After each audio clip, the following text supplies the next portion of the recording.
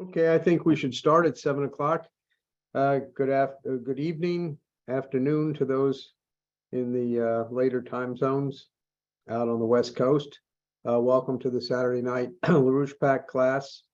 Tonight we have a very special class with Dan Leach, who I think most of you know. He's a poet, historian, a philosopher, and a political organizer who's been associated with Lyndon LaRouche for many years.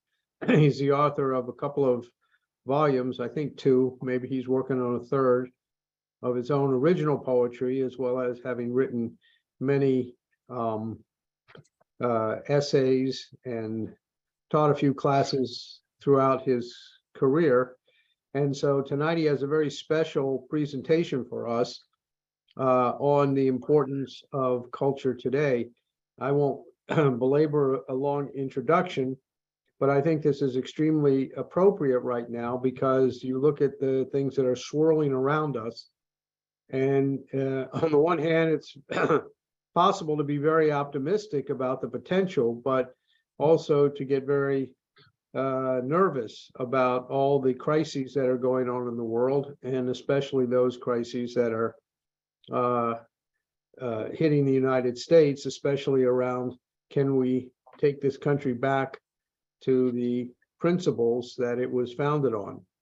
And the key to that, as LaRouche always emphasized, is the question of culture and how we encourage creativity and how creativity plays, what role creativity itself plays in our culture. So what I'd like to do is just turn it right over to Dan, who has a presentation on this, and then we'll have some back and forth and questions and answers. And I hope I know we'll have a very exciting discussion. So Dan, why don't you just begin? Okay, thank you, Bruce. Well, as people know from seeing the introduction for tonight's discussion, I decided to title this "The Resilience of the Human Spirit," or "The Best Reason Why There's Hope." And I decided to do this. Actually, it was after a discussion that Bruce and I had a couple of months ago, just an off-the-cuff discussion where I said that we were talking about the ability of humanity to come back from even the darkest of times throughout human history, and despite the rule by horrible, oppressive oligarchies throughout most of human history, to nevertheless make the progress that has brought us to where we are today. And in this sense, the human spirit has demonstrated a remarkable resilience, not unlike, very similar to that of life itself.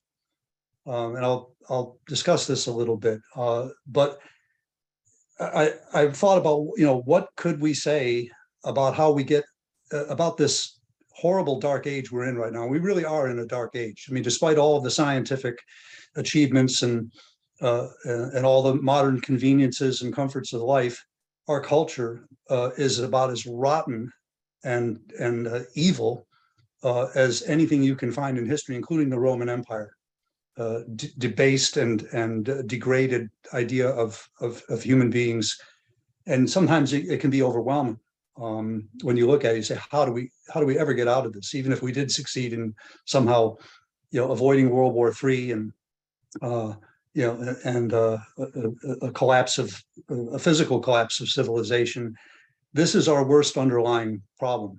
It is the underlying problem, is this collapse in our culture. So I wanted to say that because we can't shy away from that.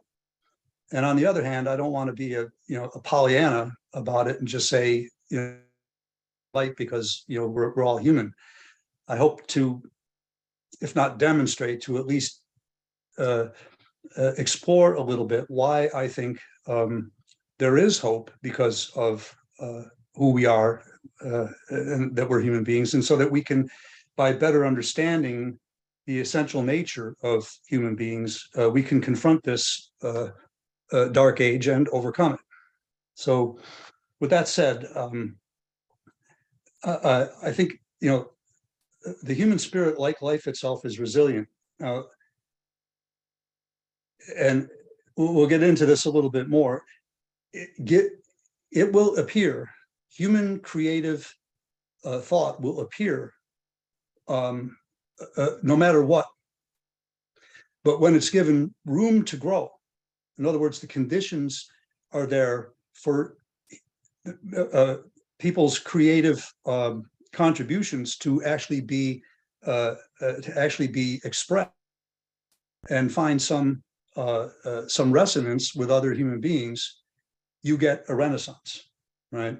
And this has not occurred all that often in human history. There's more dark age in human history than there is renaissance, but this is the way in which I think the human spirit, that is the creative spirit of human beings, is like life itself. It appears even under the most extreme circumstances, but when it's given the circumstances flourish, it will flourish. And I, to demonstrate some cases of this, which are not unlike the situation we face right now. Now, just on this question of the resilience of life, I thought I'd show a few images here. I think interesting kind of ways demonstrate this. That is an image of microbial life forms at the bottom of the sea, where there's absolutely no light. The light you're seeing was, from a camera, nearby hot water vents from fissures at the bottom of the ocean. These were only discovered, I think, within the last 20 to 30 years, and they're unique. And in fact, there's a school of thought among biologists and others that this may actually be the way that life originally formed. But this is not photosynthesis going on here. This is a completely different kind of life form, again, under the most extreme circumstances, no light, extreme hot weather, but it's metabolizing the nutrients that are coming out through the water itself. And it is living creatures. Want to go to the next slide? Okay, this is one of my favorite things in the world. This is a bristlecone pine. These are the oldest living organisms on the planet.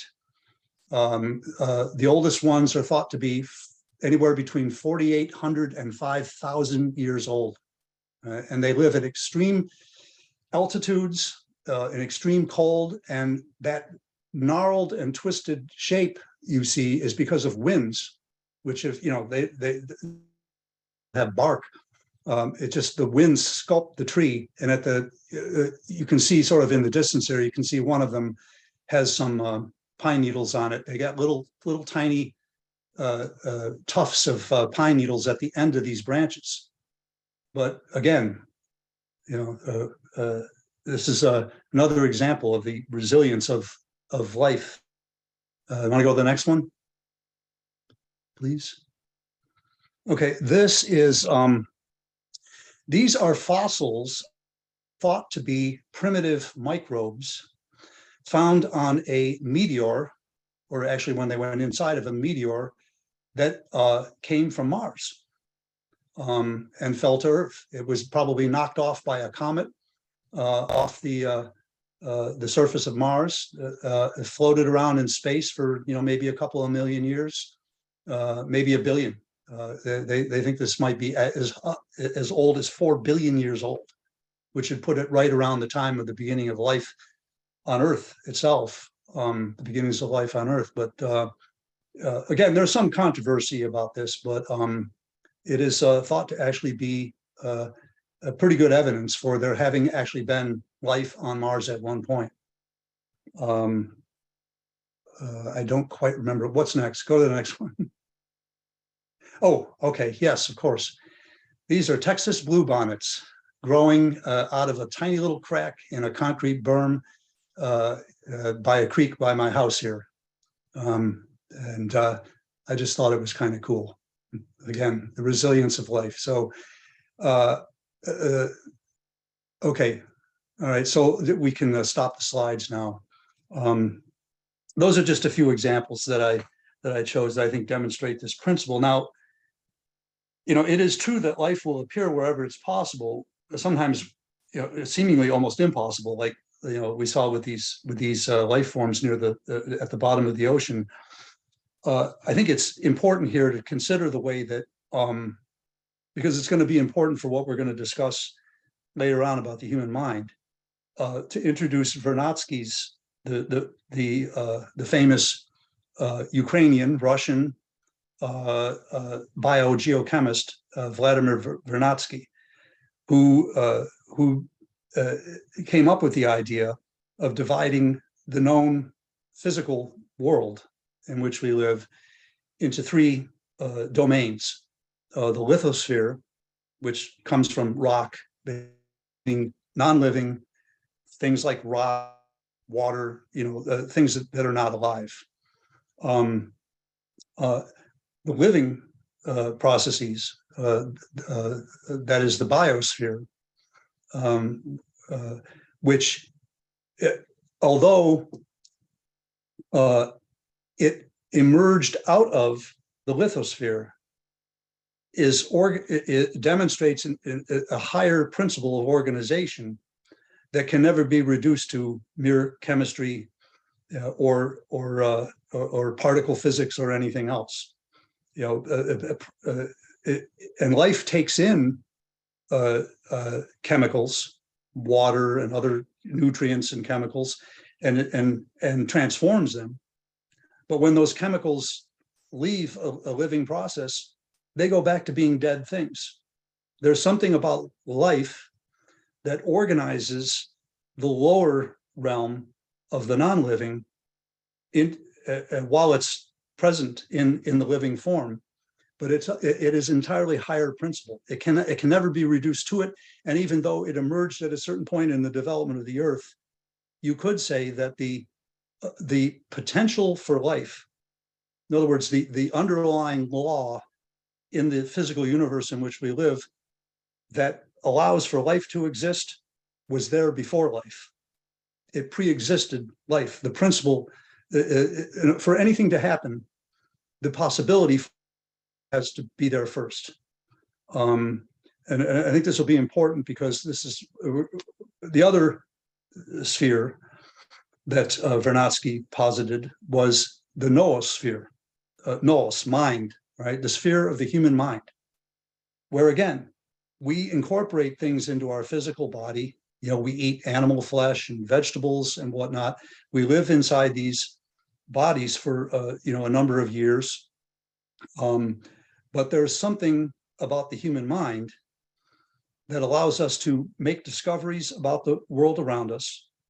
No other creature does. I mean, other creatures may make a discovery of how to find, fish, or the best kind of berries and whatnot, but no animal that we know of can make a discovery which allows them to fundamentally change the environment around them and to create the conditions for future generations to live better, which we have done throughout human history, despite these dark ages. So there's something about the human mind.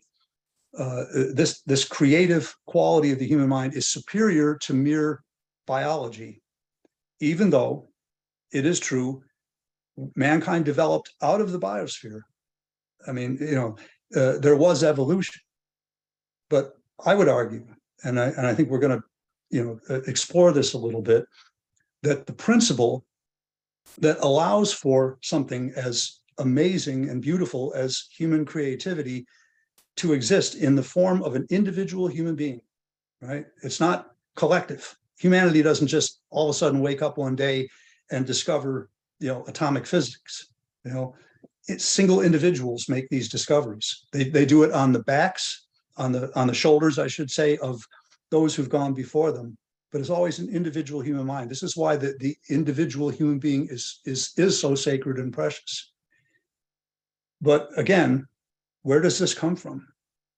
Individual human beings don't decide. They decide to either live by it or not, but they didn't create it.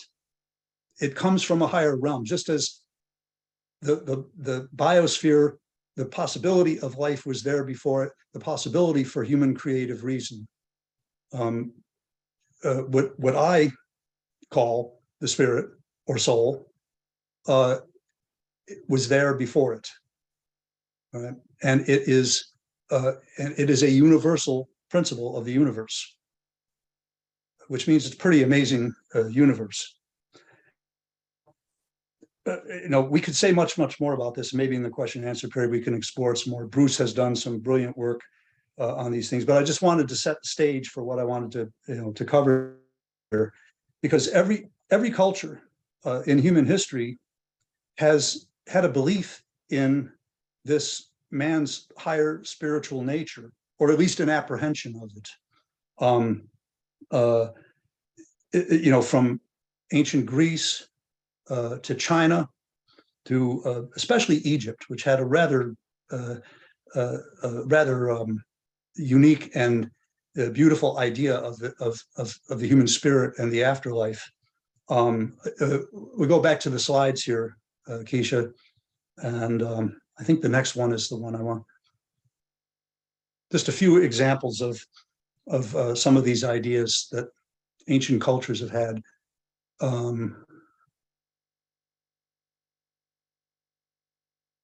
Okay, next.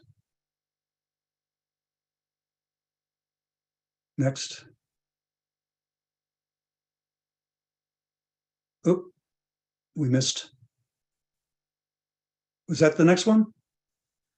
Okay, all right, that's fine. This is an Egyptian hieroglyph depicting the god Anubis. He's the one with the jackal head, and he's got scales. I'm sure you can see the scales there, and that little bird with the human head is a human soul. And on one scale, on your right there, is a feather. It's called, which is a symbol for the principle called Maat, M-A-A-T, which for in Egyptian religion represented divine or eternal justice, order, goodness. It is a but more than anything else, justice. And then on the other end of the scale is the human heart of the little spirit. They're having their heart weighed against the feather of Maat, right? And all your sins is what weighs down your heart. And you have to be able to pass through this to get to the afterlife. Right? I'm not sure what happens if you don't. But this is an interesting concept. This was this is before obviously the Christian era. Want to go to the next one? Okay, this I actually saw in the Vatican Museum recently. This is the famous Laocoon sculpture, which was discovered in a farmer's field, buried in a farmer's field. I think in the 1700s, if I'm not mistaken. It was sculpted, they think, about 200 BC, if I'm mistaken, in Greece. This depicts the Trojan prince Laocoon, who's been cursed by Athena for having tried to warn the Trojans about the Trojan horse. So all he was doing was trying to warn his people, but he ticked off the gods, and you didn't do that.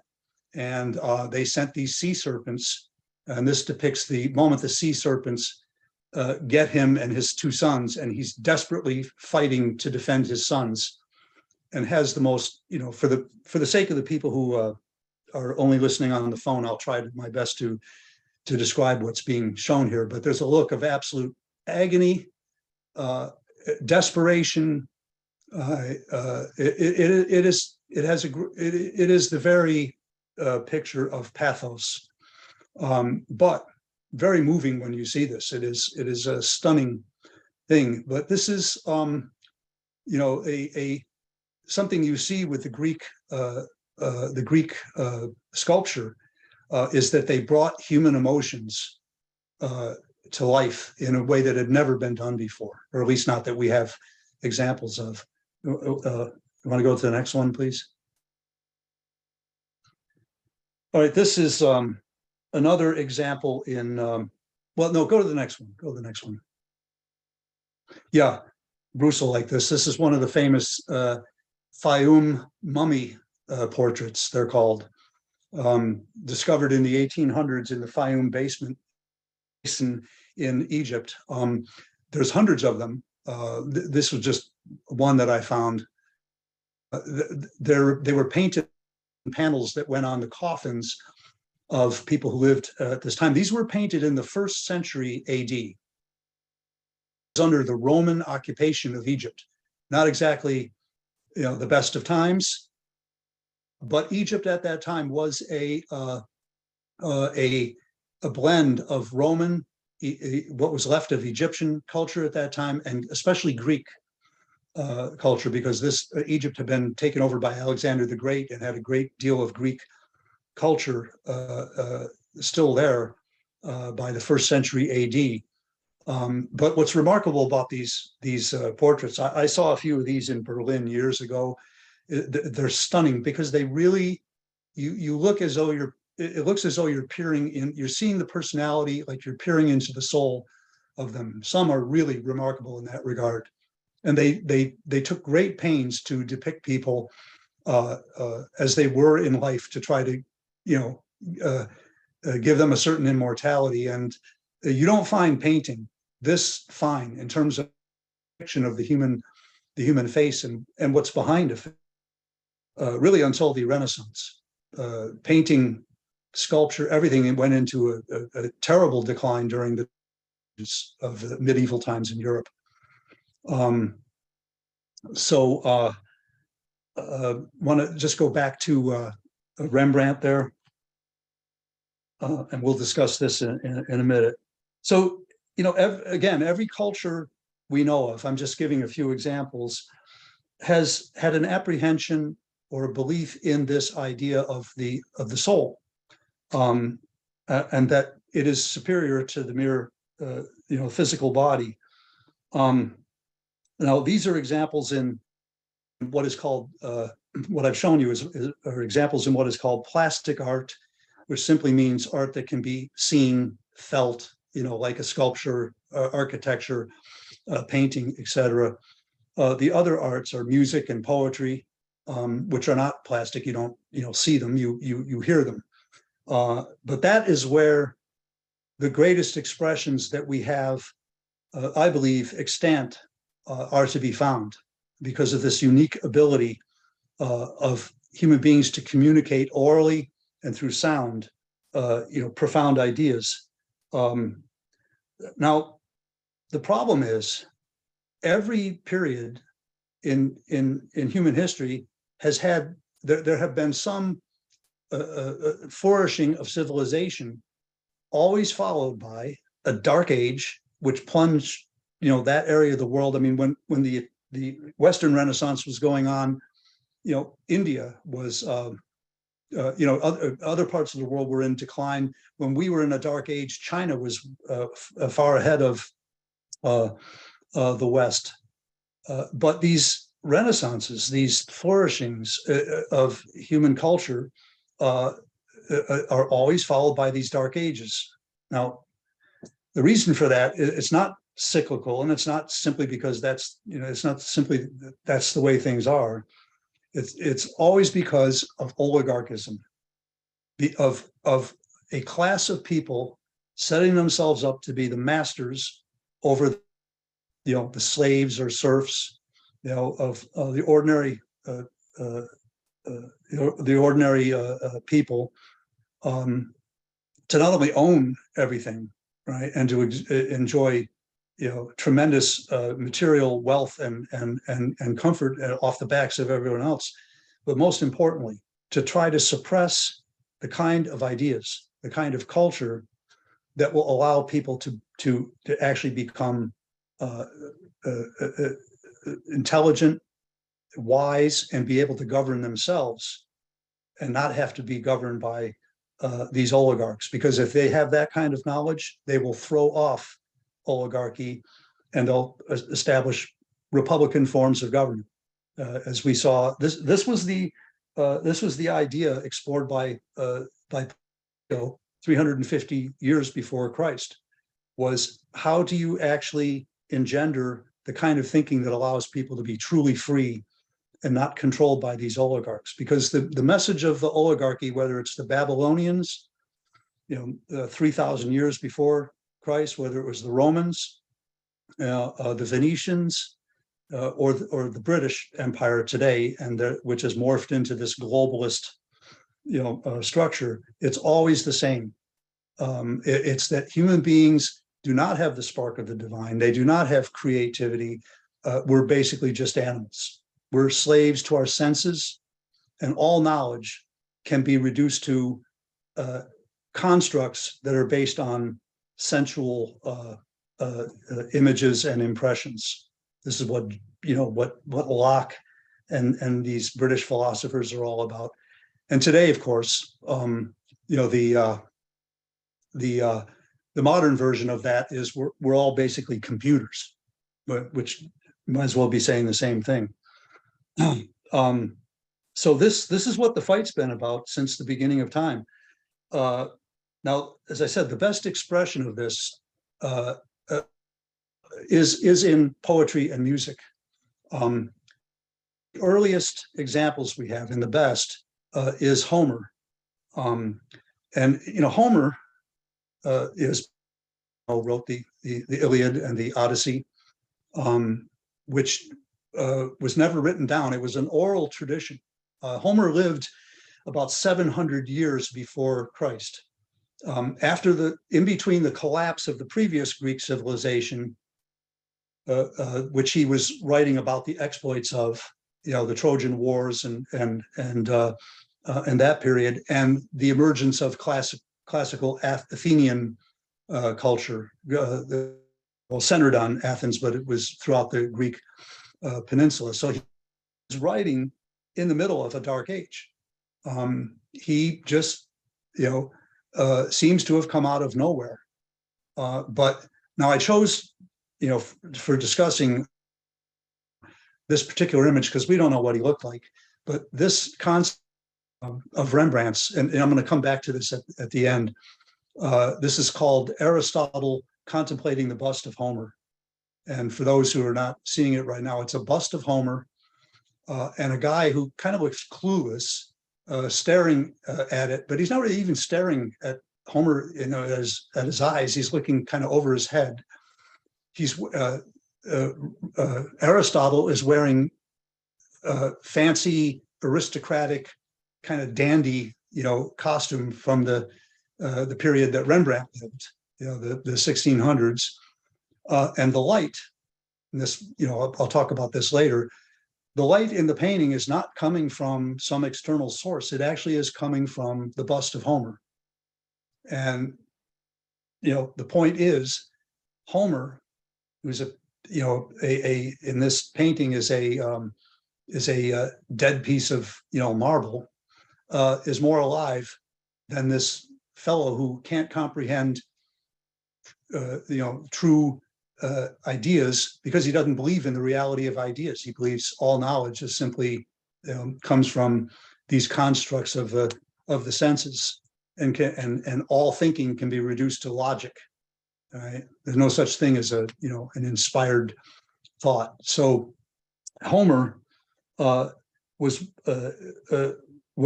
one of the best expressions of this thing, and I think the essence of Homer. I mean, I know I'm giving short shrift to several. I'm going to be giving short shrift to several geniuses here today, but and he's one of them.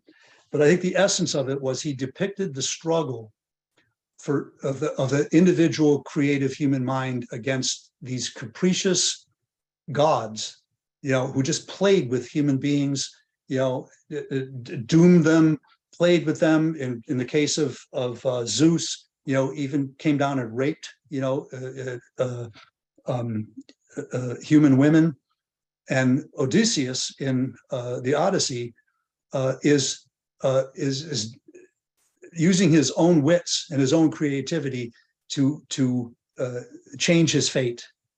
And this is rather unique in ancient civilization.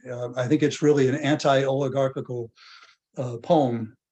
The next example you have of this, of course, is Plato. I don't have an image to show, but I mean, this is what Plato was doing. What he put in what he had Socrates doing was demonstrating the individual mind's capability to apprehend truth and to guide one's life by it. And when one does that, when one knows one has capability, then you cannot be controlled or ruled over by an oligarchy, where in this case, the belief in these capricious and arbitrary gods is really the same thing as oligarchy, which is why the oligarchy was so, in every time has always been so insistent on believing in these, these arbitrary gods. And in fact, one of the charges against Socrates when he was condemned and executed by the Athenian state was that he was preaching non-belief in the gods. He actually demonstrated that there's only one creative principle that rules the universe. So again, short shrift to another genius, but this idea, I think, is critical, and it began to emerge around that time. Of course, the Bible is the greatest, I would say, the greatest poem, and expresses this in the highest form, because it is, after all, based on, when you take everything else away, the idea that there is only one creative principle, there's only one God. And of course, when God comes down and becomes a human being in order to show us the way to access our own divinity and come back to God, this is the ultimate expression in human culture of this higher principle we're talking about. And I'm going to explore this a little bit in the case of Dante. But again, Christ appears, 2,300 years ago, and with the single exception, really, of Augustine, who wrote in the late 300s, I believe, who was another great genius. A dark age descended upon the West, the entire Western world, from the time of the collapse of the Roman Empire, around the time of Augustine's life, until the Florentine Renaissance, despite the fact that Christianity, had taken root and and existed throughout the Western world. But the problem was the oligarchs were never, the oligarchs were always there. The old Roman nobility, some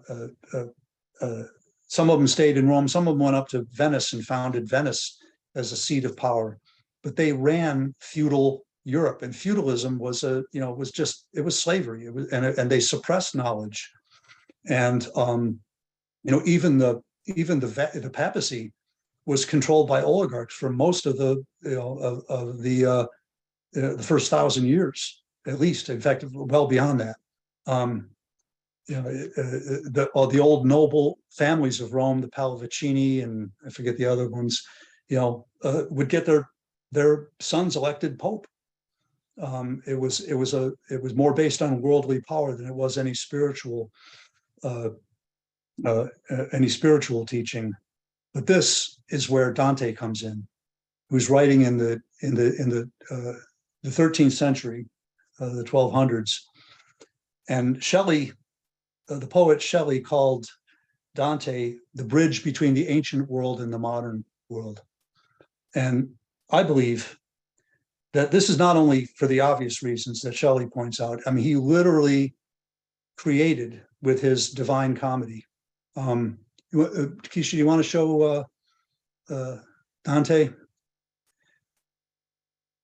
People may know, the Divine Comedy is divided into three parts.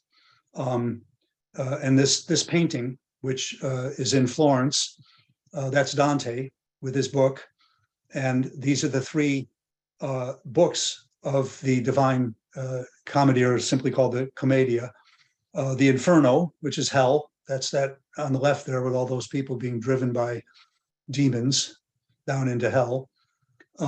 Purgatorio, which Dante imagined as a mountain upon which people, their souls obviously, are going around and around, but getting higher and higher towards ultimately being able to get into the third realm, which is paradise, paradiso.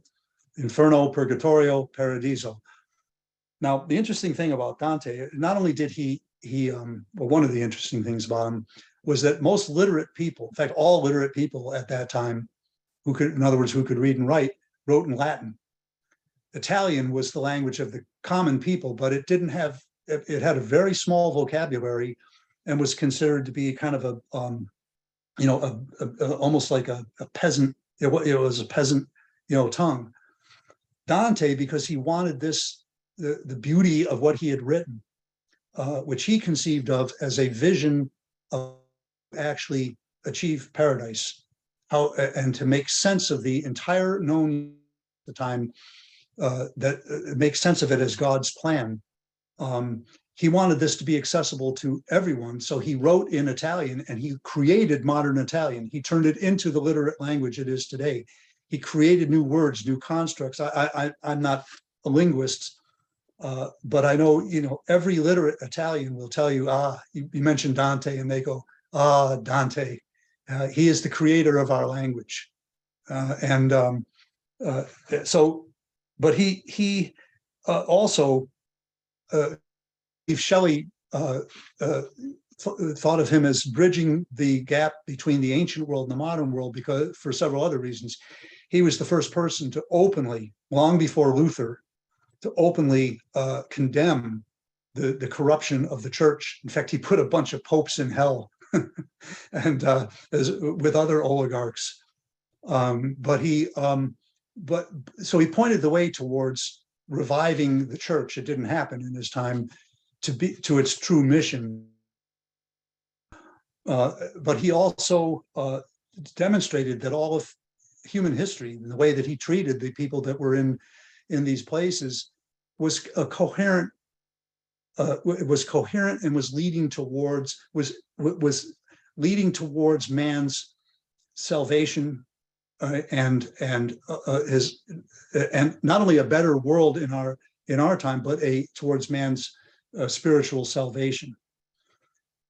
And I think but for me, the crux of the matter is what Dante demonstrated, and much more could be said about this. The most important thing is an even deeper thing, because the way I was going to select something to read from it, but I couldn't find an adequate translation or one that was short enough to be able to do it. But Dante has Virgil, the Roman poet Virgil, lead him through the first two of these books, and is explaining to him the things he's seeing, why this part of hell is the way it is, why the people are there. Then they go together through purgatory. But when they get to the top of purgatory, Virgil can no longer take Dante any further. And without a lot of explanation, Dante has at that point to get into one of the things he has to do to finally get into paradise, which is rather amazing, because what he describes as paradise is all the astronomical knowledge of his day explained, with its spiritual significance, and ultimately all leading to God. It's really quite amazing. But the only way he can get into paradise is he has to walk through a wall of fire, which he's scared to death of doing. But Virgil tells him on the other side of this wall is his beloved Beatrice, or Beatrice, who had been a real person in Dante's life, but who had passed away and had been transformed in Dante's mind into she is a creature. She's an angelic creature, and his love has been transformed. And he describes in other writings how this happened to him. His earthly love has been transformed into a divine love. This is the Christian idea of agape, of a love for God, a love of and the eternal, a love for one's fellow human beings because they reflect this divinity. That's what you love in them. It is the highest form of love, and it's when Dante is able to fully connect with that more than he connects with his actual human, his human flesh. He's able to walk through the wall of fire and is gained admittance into paradise, and of course is allowed to return and tell us about it. But I think this is extremely significant for me. It's the crux of what Dante did, because this is radical. This is completely revolutionary. No one had ever written anything like this before with such beauty, because the idea here is that every human being has access. No matter, every human being can love.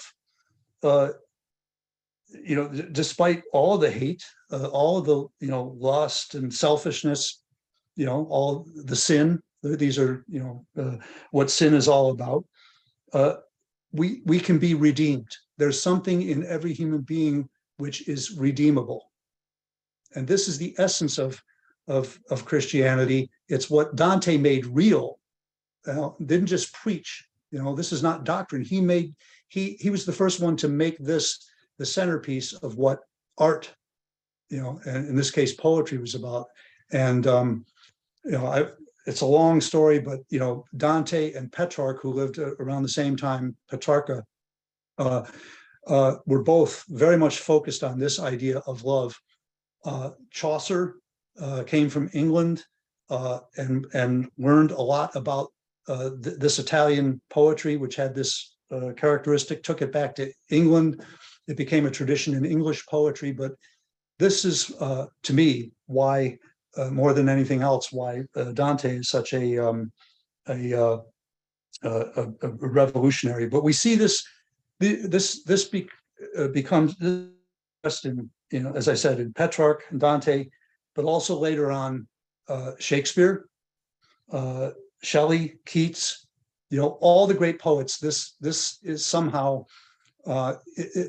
love and the immortality of the human soul and its unity with the divine is always there, if not directly referred to, implied.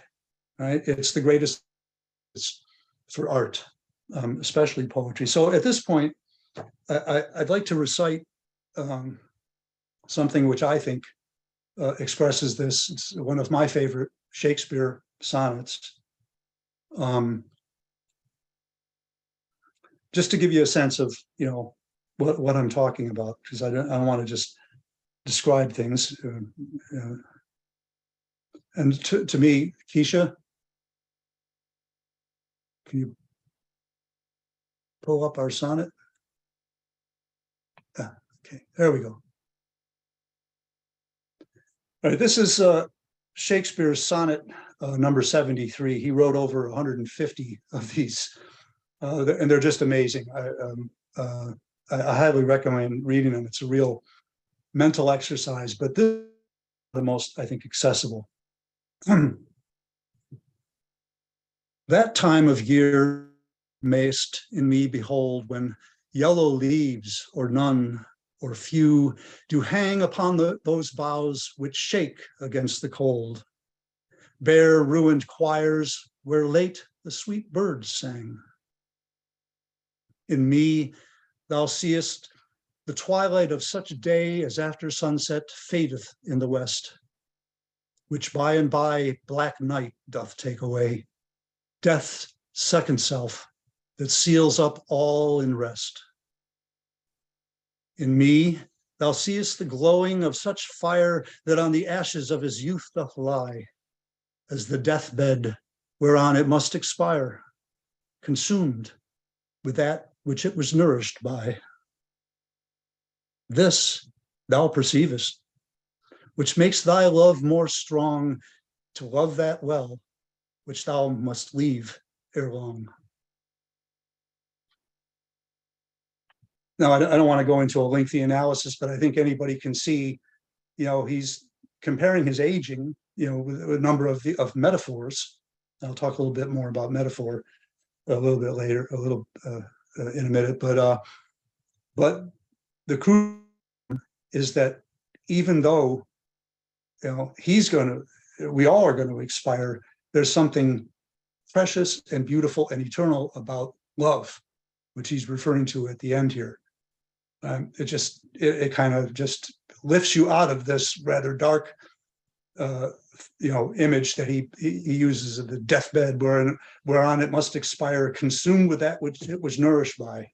In other words, the being consumed with its flesh and bone and everything. One of the better expressions in English poetry. So I want to say a few things, without going on too long, about this, about what I'm talking about here, because I believe that by associating a sense of pleasure in the mind, and I don't know about you, but I found the emotion expressed in that poem, the beauty of it, to be pleasurable. But when you associate pleasure in the mind with the beautiful and the true, you inculcate, you plant, you might say, in another human being a knowledge of the immortality of the soul that cannot be taught.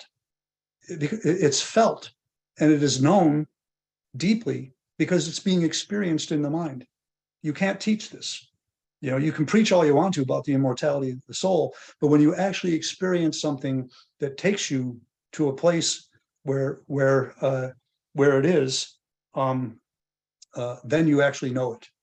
This is what all sublime art does, by the way. This was the idea that Schiller, in his On the Sublime, the difference between the merely beautiful and the sublime is that the beauty is pleasurable, but the sublime takes you to a place which makes you intensely aware of the difference between your mortal bodily self and this immortal spiritual self.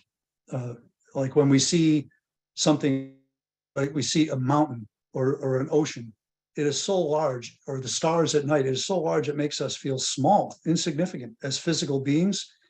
But yet here's our mind, our spirit comprehending this greatness, or at least taking it in and being affected by it, which reminds us that we're something.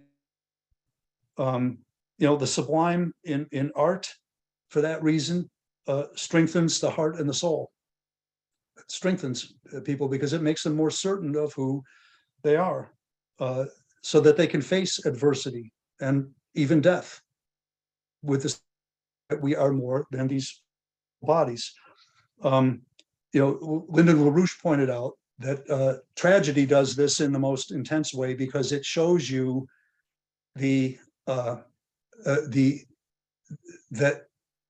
in the playing out of the drama, if you understand it correctly, the tragedy never happens because of one bad decision by one guy, or one guy's lust for power, or one guy, or one woman in Macbeth. It's that the entire society that's being depicted has axioms, has mental constructs that rule that society, which lead them to tragedy. And you're just made to feel that so strongly that you want something better, and that desire for something better compared to the tragedy of what is actually happening in human affairs should make you, should motivate you to be a better, to want to be a better person and to do something about it. So I really think, again, this human capacity for creativity and its relationship to the immortality of the soul I think is also the essence of great political leadership. In this sense, Shelley was right. The great political leaders and orators have all had something of a poet in them. Think of Martin Luther King, his mountaintop speech. Think of Gandhi. Think of Lincoln, right? Gettysburg Address. In fact, in one of our Schiller birthday celebrations, where we would present poetry and poetic and musical pieces, for an audience on Schiller's birthday, we would several times somebody would recite the Gettysburg Address as poetry, because it's alive with an inspired sense of this immortal principle in man that we live and are even willing to die for, which is pretty intense. And the Declaration of Independence, it's not written in meter and rhyme, right? But it's poetic. So this is what I think. This classical education, which is based on this kind of idea, or at least the spirit of it, not dogma, not just including this, that, and the other thing that, conservatives want in there to replace the crappy stuff that the liberals are, preaching in the schools. But this kind of culture, which is universal. It is not the possession of any one national or religious group. This is about what human beings are and what they're not. This, I think, should form the basis of classical education ingredient, if you ask me, in the MAGA movement, which is intensely aware. Everybody in the MAGA movement, and many, many more people who are not in the MAGA movement, just normal human beings, know that what's being taught in the schools right now is just sheer evil. Because what's it all about? What is this transgenderism all about? It's about the idea that you are your sexuality, you are your physicality. You're not a precious human soul in a human body that is a child of God, that is eternal, that is capable of good for mankind. If you have that idea, then these other things it really don't matter. That's what's so evil about it, in my view. So these are universal and true principles, and I think also the other thing I will say about it is that this is natural. This is what any normal human mind, a young child, will respond to. In music, poetry, visual art, architecture. I think it's very interesting that Donald Trump talks about building beautiful cities where people will see the beauty around them instead of the ugliness they see around them today. Is very interesting.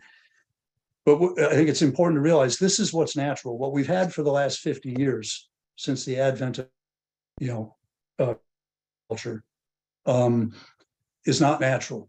This was cooked up by a bunch of evil people, oligarchs and their servants, in order to brainwash society to forget who it is and what human beings are. And again, can we go back to the Rembrandt for just a minute?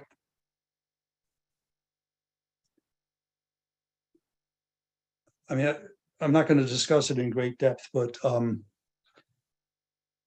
this is the idea that Lyndon LaRouche had for great art involves the principle of metaphor. And I know most people, you hear metaphor in common daily speech. They say, this is a metaphor for this, for that. Metaphor is simply where you juxtapose two things that are incommensurate or are seem to not be related, but the juxtaposition or the comparison of the two makes the mind, it provokes the mind to think of a higher idea that encompasses the two, that resolves that. This is an example of a visual metaphor, because what's happening in the painting itself, right? The light, as I said before, is not coming from a external source, from the sun. It actually, if you look at the way the shadows work on air, it appears to be coming from Homer. But the obvious paradox is Homer's not only dead, the person is Homer, but this thing is just a piece of marble. And yet it is more alive than this living human being that's being depicted, but because he doesn't believe in human creativity and man's higher spiritual self is completely incapable of comprehending, what Homer or anything else for that matter. And I think this is just a beautiful example of a metaphor in visual art.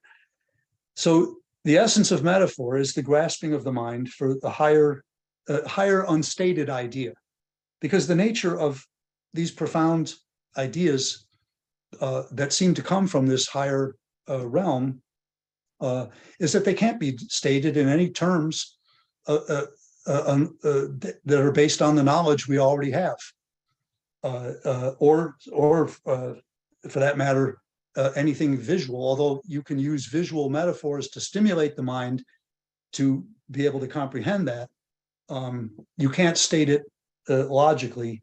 It can only be done through paradox or irony. You could also consider this an irony. It's very ironic that this dead thing is actually more alive than the live thing. That's an irony.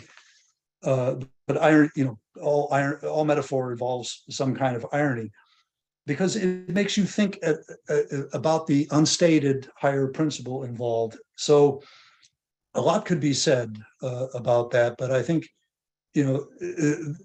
what I said about the great art involving this, where it's leading you is to this knowledge of what actually is, that creative human beings that are made in the image of the creator, that share in this higher spiritual realm, which we know, we didn't create and did not emerge out of mere matter. The potential for it pre-existed it. This is the essence of classical art, and why I think it is so, important. This is human. This is only human beings do this. I mean, you can teach dolphins language. They actually have a language, and you can teach them elements of human language. You can teach primates certain kinds of symbolic language, where you show them symbols and they learn to associate a word with a symbol, and which is all very nice, but no animal can do what I just showed you. This is what being human is all about. It's also, by the way, what AI, artificial intelligence, could never, in a million years, with the most powerful computers, they could take up the whole surface of the earth and it would never be able to replicate what an individual creative human mind can do. So, I will,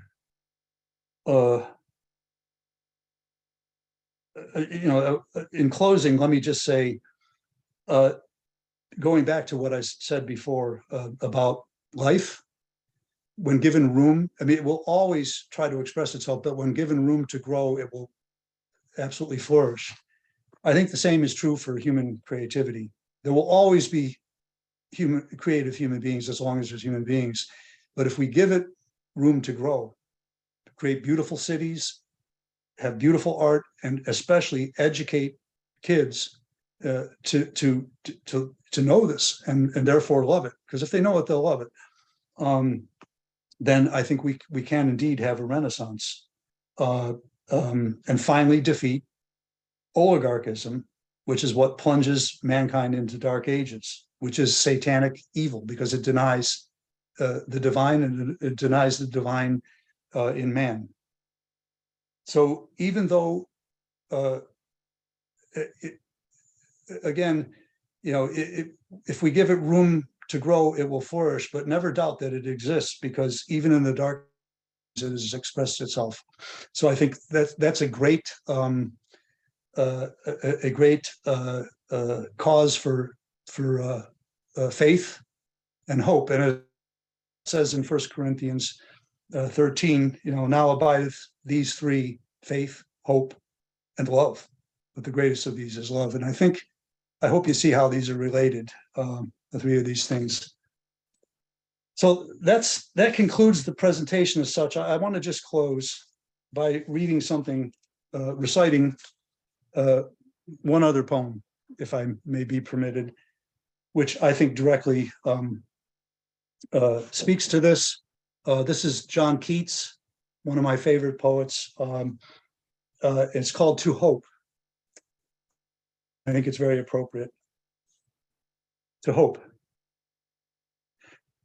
When by my solitary hearth I sit, and hateful thoughts enwrap my soul in gloom, when no fair dreams before my mind's eye flit, and the bare heath of life presents no bloom, sweet hope, balm upon me shed, and wave silver pinions o'er my head. Whene'er I wander at the fall of night, where woven boughs shut out the moon's bright ray, should sad despondency, musings fright, and frown to drive fair cheerfulness away, peep with the moonbeams through the leafy roof, and keep that fiend despondence far aloof. Should disappointment, parent of despair, strive for her son to seize my careless heart, when like a cloud he sits upon the air, preparing on his spellbound prey to dart, chase him away, sweet hope, with visage bright, and fright him as the morning frightens night. Whene'er the fate of those I hold most dear tells to my fearful breast a tale of sorrow, O bright-eyed hope, my morbid fancy cheer. Let me awhile thy sweetest comforts borrow, thy heaven-born radiance around me shed, and wave thy silver pinions o'er my head. Should e'er unhappy love my bosom pain, from cruel parents or relentless fare, oh, let me think it is not quite in vain to sigh out sonnets to the midnight air. Sweet hope, ethereal balm upon me shed, and wave thy silver pinions o'er my head. In the long vista to roll, let me not see our country's honor fade. Oh, let me see our land retain her soul, her pride, her freedom, and not freedom's shade.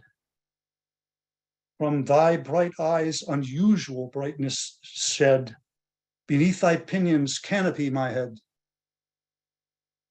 Let me not see the patriot's high bequest, great liberty, how great in plain attire, with the base purple of a court oppressed, bowing her head and ready to expire. But let me see thee stoop from heaven on wings that fill the skies with silver glitterings. And as in sparkling majesty a star gilds the bright summit of some gloomy cloud, brightening the half-veiled face of heaven afar, so when dark thoughts my brooding spirit shroud, sweet hope, celestial influence around me shed, waving thy silver pinions o'er my head. That's it. Well, that is a very moving and inspiring presentation, and I think that poem To Hope by John Keats should really be memorized by anybody who's in the MAGA movement. Yeah, he really connects true patriotism to the human condition. I think it's something that's important because people fall into despair, or what LaRouche used to call flight forward,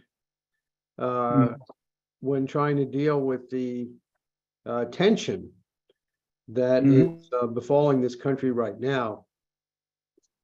sometimes people get so wound up and angry. How can they do this? How can it be this way? How come nobody's responding? You can hear that all the time. And I think that what one needs in a period like this is really to have access to that kind of poetry. And as I think you've spoken about in other classes, Keats's poetry, for example, was popular poetry. It was memorized, it was known, it was part of the standard curriculums in schools. Ordinary people had access to this quality of thinking as part of their personality. And that really made for the strength of the U.S. culture to get through times. Many of us can remember, parents or grandparents, just spontaneously reciting a line of, Robert Frost or Emily Dickinson or really anything as a part of just what was considered normal, literate discourse. I really think the culture, which has the kind of ideas we're talking about here tonight, as its guiding spirit, not dogma, not a set of beliefs, but something everyone can agree on, because it is universally human. We have that begin to permeate society again, under conditions where you actually have a positive, optimistic outlook generally, because we're moving forward economically again. We're building new cities, we're building nuclear power plants, we're exploring, the solar system. This is the missing ingredient. I think so too. And I think I'm glad you brought up AI, because that's obviously something that's in the news a lot lately, and there's a lot of people talking about in fearfulness about it. It's obviously a technology like AI, when applied for controlling machines, for improving the productive process, automating factories and automating manufacturing processes and so forth, as LaRouche often talked about, is a benefit to mankind. It's an improvement to the productive process and the productive powers of labor. But as you spoke about, it's clear that no machine, no matter how big and powerful and trained, can possibly create great works of art. It can create imitations, mostly bad imitations, but even if the imitations improve, they're simply imitations. But they for example, they can't tell jokes. Mm-hmm. And because jokes involve irony.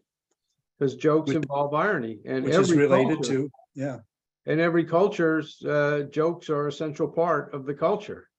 I mean, we can even imagine, ancient cultures who we only have artifacts of, like, for example, you put up that Egyptian painting, and we know very little about the Egyptian culture. We know what we have, but you can see from the paintings of Fayum, and you can see from those ancient paintings, that this culture had a sense of irony. And one has to ask, what kind of jokes did the ordinary people tell each other? How did they, kid each other? How did they prompt each other to think in a way that was different than the way everybody else was thinking? Because that's part of a natural existence of human beings. It's also interesting that that's one of the things that the AI people and the oligarchy and the disinformation hounds want to suppress. They couldn't tell in the Twitter files. It comes out that the speech control people couldn't even recognize what was a joke, and they hated jokes. They couldn't even recognize the difference between a joke and what the speech they were trying to control. Yeah, it really is. Well, I've always contended that if this capacity for humor being so closely related to irony and metaphor, and they are so closely related to the divine, then God must have the ultimate sense of humor. And you look at some human beings and you really think this is just God messing with us. Of course. Well, and that's Be serious.